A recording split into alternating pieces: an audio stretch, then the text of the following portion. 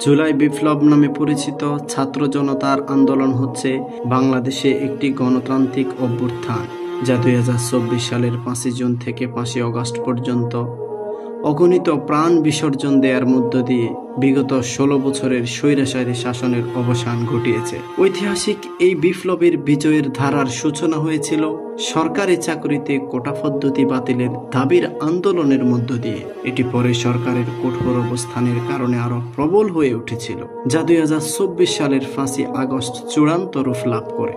ঢাকা বিশ্ববিদ্যালয়, জাহাঙ্গীরনগর বিশ্ববিদ্যালয়, রাজশাহী বিশ্ববিদ্যালয়, জগন্নাথ বিশ্ববিদ্যালয় ও চট্টগ্রাম বিশ্ববিদ্যালয় সহ 6টি বিশ্ববিদ্যালয়ের শিক্ষার্থীরা কোটা পদ্ধতির বিরুদ্ধে শান্তিপূর্ণ বিক্ষোভ করে। তবে ঈদুল আজহা উদযাপনের কারণে বিক্ষোভ শান্ত হলেও পরবর্তীতে বিক্ষোভটি আরো তীব্র আকার ধারণ করে। 1 জুলাই 24 দিনের বিরতির পর শিক্ষার্থীরা কোটা বাতিলের নতুন নির্বাহী আদেশের দাবিতে ঢাকা বিশ্ববিদ্যালয় ক্যাম্পাস এবং আরো কয়েকটি বিশ্ববিদ্যালয়ে বিক্ষোভ করে।